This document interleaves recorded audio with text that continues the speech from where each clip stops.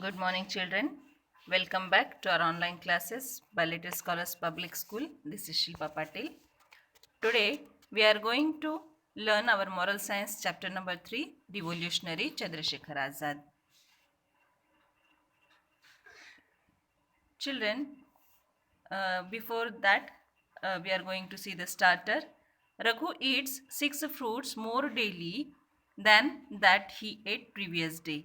Like this, he ate 100 fruits. Then how many fruits he ate on first day? And the answer is 8 fruits. Now we are going to see the chapter. Revolutionary Chandrasekhar Azad. Chandrasekhar Azad was born on 23rd July 1906 in Bhaura village, district Jhabua of Madhya Pradesh. His father's financial condition was not good. While a little boy, he ran away from his house and came to Kashi. His mother and father were very unhappy about it because they loved him a lot. He studied Sanskrit there and informed his parents not to worry about him. When non-cooperation movement was at its peak in the country, Azad left his studies and joined the movement. Children, as you know, the non-cooperation movement was started by Mahatma Gandhi ji, and many of the revolutionaries joined this movement. While propagating this movement, Azad was caught. He was litigated for this action. In the court, he answered very clearly in front of the judge with lots of courage.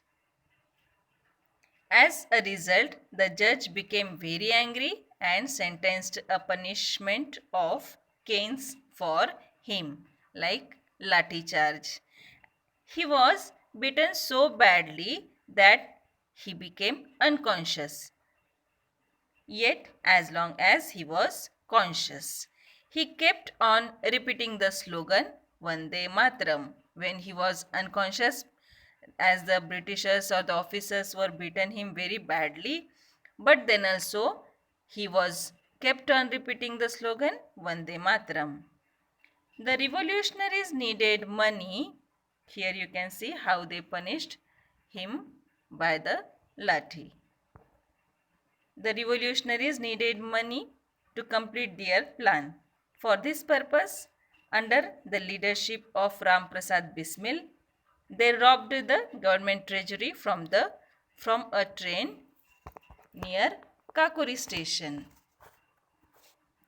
These three were the friends, and one of him, the Ram Prasad Bismil. He was the Ram Prasad Bismil, and under his leadership, they robbed government treasury to complete their plan near the Kakuri station.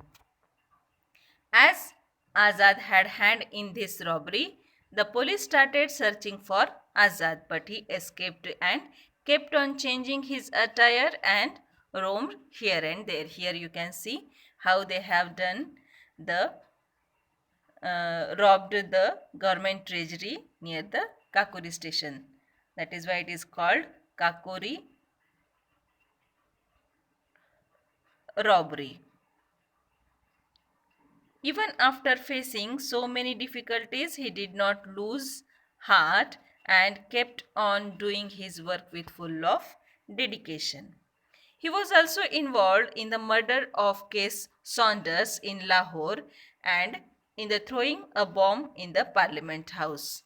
Children, as you know, the Saunders was one of the British officer who came to India to study the Indian people and how much in percentage, how much they need the freedom. That is why they will decide by this how much freedom they need. That is why Saunders came in India.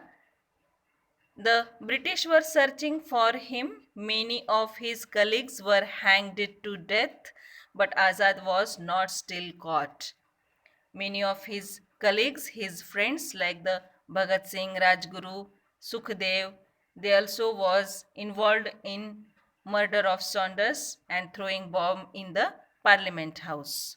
So they hanged till death, but Azad was not still caught.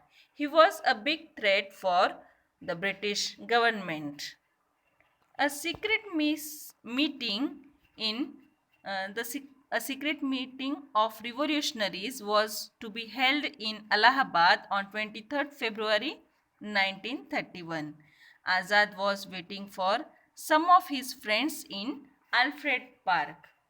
Just then, due to the news from a secret informer, the British officers came with full of battalion to arrest Azad, because this is impossible for a single British police officer to catch him. That is why the British officers came in the Alfred Park with full battalion to arrest one Azad. They told Azad to surrender as he was surrounded from everywhere. Here you can see Azad was surrounded, and as his friends also came there, they all surrounded from everywhere. How he would how would he come into hands of the police so easily? He started firing at police with pistols also you can see in their hands. The firing started from both the sides, from Britishers also and from these our revolutionaries also. Azad was alone and the police had a full of battalion. Now his friends also were died. Azad was alone there. There was only one bullet left in Azad's pistol. When Azad could not find any other solution, here you can see alone Azad is there. Now also there stands a statue for this great revolutionary at Alfred Park in Allahabad, where he fought his last battle and died. When the last bullet was there in the pistol, he fired that bullet on his own temple. The British officers and their whole battalion's dream of arresting Azad remained forever. They could not arrest him. Azad was Azad only. The British police could not arrest him alive. Alive though, they could not arrest him as he was died Azad. He lived Azad and died also as Azad. That is why he was a great revolutionary person. Children, thank you very much for watching this video. I hope you understand this chapter.